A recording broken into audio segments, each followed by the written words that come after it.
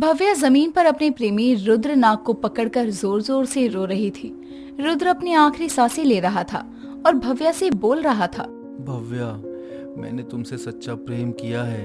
मैं बस हर समय तुम्हें ही स्मरण करता हूँ। मेरी अंतिम सांसों के समय तुम मेरे पास मौजूद हो। मैं अब खुशी खुशी जा सकता हूँ। नहीं, तुम कहीं नहीं जाओगे। मैं तुम्हें कुछ भी नहीं होने दूंगी। तुम सदैव मेरे साथ ही रहोगे। हम तो एक दूसरे से प्रेम करते हैं ना, फिर तुम मुझे अकेला छोड़कर कैसे जा सकते हो? मेरा अंतिम समय आ गया है।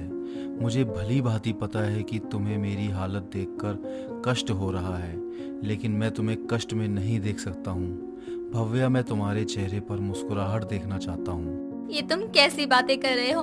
यदि तुम्हें कुछ हो गया तो मेरा जीवन भी व्यर्थ है। मैं तुम्हारे बिना एक पल भी जीवित नहीं रह सकती हूँ। भोलेनाथ ऐसा नहीं कर सकते। मेरी मौत भोलेनाथ के कारण नहीं हो रही है। मेरी मौत उन दुष्टों के कारण हो रही है। मैं ये नहीं चाहता कि तुम भोलेनाथ को किसी भी चीज के लिए जिम्मेदार ठहराओ। वो हमारे इष्ट हैं। मैं प्रतिज्ञा लेती हूँ, जिस किसी भी वजह से आज मेरे प्रेम रुद्र की ये हालत हो रही है, उन्हें मैं जीवित नहीं छोड़ूंगी। मौत का ऐसा तांडव होगा जिसमें उन्हें अपने किए पर माफी मांगने का समय भी प्राप्त नहीं होगा। भव्या यहाँ अपनी प्रतिज्ञा लेती है कि इतने में रुद्र की अंतिम सांस टूट जाती है और वो मर जाता है। भव्या का बहुत ही बुरा हाल था। भव्या ने रो रो कर पूरे नागलोक में कोहराम मचा दिया था।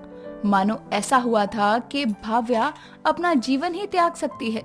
लेकिन भव्या को ऐसे देखकर भव्या की मित्र सुरीली नागिन उसके पास आती है और भव्या से सुरीली कहती है, मुझे माफ करना। तुम्हारे इस दुख के समय में मैं केवल अपना और नागलोक का ही सोच रही हूँ। तुम्हारा तात्पर्य क्या है? स्पष्ट बोलो, मुझे कुछ भी समझ नहीं आ रहा। रुद्र के जाने से नागलोक में शांति हो गई है, लेकिन रुद्र की प्रेमिका अर्थात तुम्हें नागलोक में यूं कोहराम नहीं मचाना चाहिए। यदि रुद्र कहीं से तुम्हें देख रहे होंगे तो उन्हें बहुत बुरा लग रहा होगा। किंतु अब मैं और क्या ही करूं? मेरा प्रेमी रुद्र, उसे उन दुष्टों ने छीन लिया। मैं अपना दुख कैसे व्यक्त करूं? मुझे केवल उन दुष्ट लोगों के चेहरे पता हैं। मैं कुछ भी नहीं जानती और उनके बारे में। तुम अपनी प्रतिज्ञा को पूरा करो और उन दुष्ट लोगों को धरती लोक पर जाकर तलाश करो। मैं अपनी शक्तियों से तुम्हारी मदद कर सकती हूँ और इतना जरूर बता सकती हूँ कि वो इस समय कहाँ मौजूद होंगे। सुरीली की मदद से भव्या अपना रूप बदलकर धरती लोक पर जाती है और इत्तेफाक से सुरीली के बताए गए स्थान पर उस समय उन दुष्टों में से एक दुष्ट विवेक मौजूद भी था।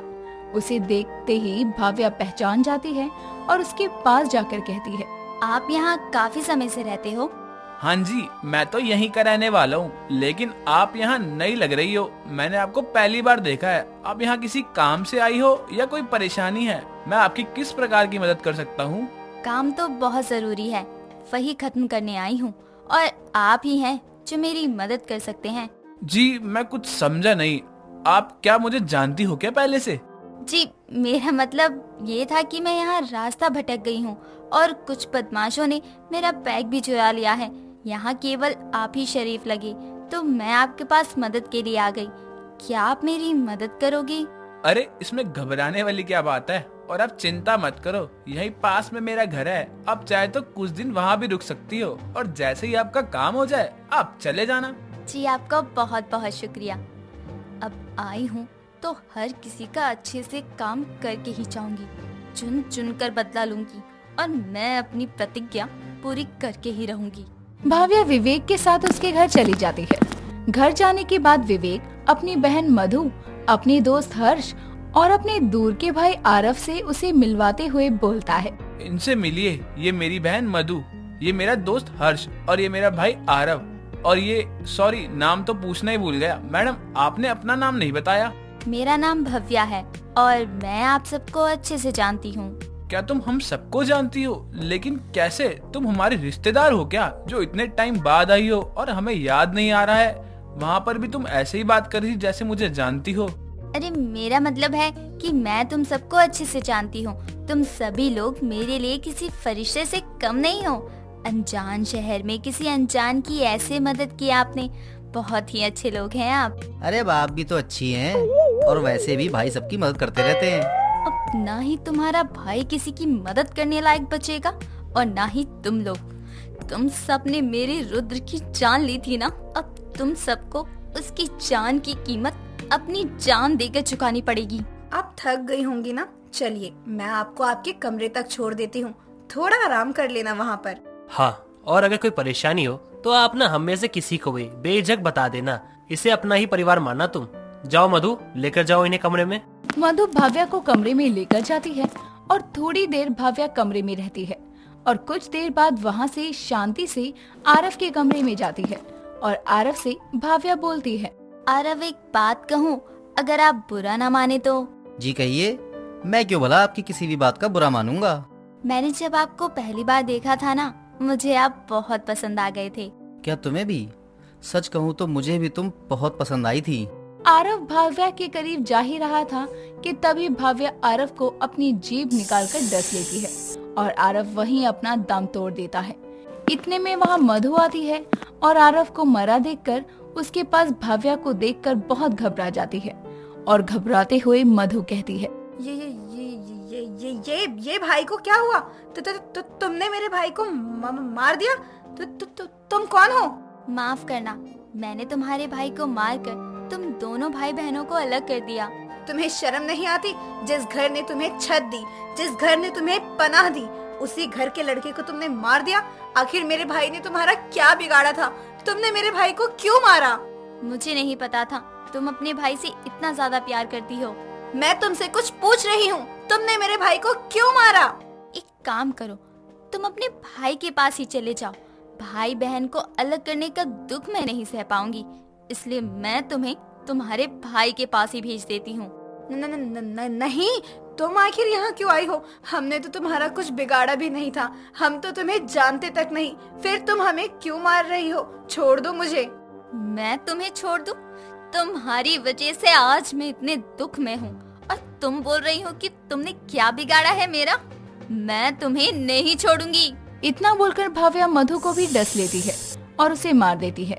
लेकिन अब भी रुद्र के 2 और कातिल जिंदा घूम रहे थे। वहाँ से भाव्या सीधा हर्ष के कमरे में जाती है और अपना नागिन रूप ले लेती है। एक इंसान को सांप के रूप में बदलते देखकर हर्ष बुरी तरह से डर जाता है और अपने पास रखा फूलों का वास फेंक कर मारता है, जिसकी आवाज से वहाँ विवेक भी आता है। हर्ष और विवेक दोनों बहुत डर जाते हैं और विवेक कहता है, तुम एक नागिन हो? हाँ, मैं एक नागिन हूँ। तुम्हारे भाई बहन तो अब इस दुनिया में नहीं रहे और अब तुम दोनों की बारी है। क्या मधु और आरव मर गए हैं? लेकिन तुम हमें क्यों मार रही हो? हमने तो तुम्हारी मदद की थी, फिर तुम हमें क्यों मार रही हो? मदद? अरे तुमने तो मुझसे मेरे जीने का कारण ही छीन लिया। भूल गई इतनी जल्दी? उस दिन तुमने अपने शौक के लिए मेरे रुद्र को मार दिया था। क्या वो भी तुम्हारी तरह इच्छाधारी नाग था? हाँ, तुमने जो गुनाह किया है, क्या सोच रहे थे बच जाओगे? नहीं, मैं तुम्हें तुम्हारे पूरे गुनाह की सजा देने आई हूँ। लेकिन हमें नहीं पता था कि वो इच्छाधारी है। हम तो बस वहाँ पर घूमने गए थे और उस वक्त जंगल में सांप दिखा तो हम डर गए। बस अपने बचाव के लिए हमने उसे मार दिया था। तुम चारों के हंसते हुए चेहरे मेरी आंखों में कैद हो रखे हैं। तुम यही बात कर रहे थे ना कि कौन मरेगा पहले? बस अपने शौक के लिए तुमने किसी की हत्या कर दी। हमें माफ कर दो, हमसे बहुत बड़ी गलती हो गई। हाँ, हमें अपनी गलती का एहसास हो गया है। अब जो होना था वो हो गया है। हमें मार के तुम्हें कुछ भी हासिल नहीं होगा। तुम जैसे लोगों का तो धरती लोक पर रहना ही पाप है और मैं अपनी प्रतिज्ञा पूरी करके ही रहूंगी।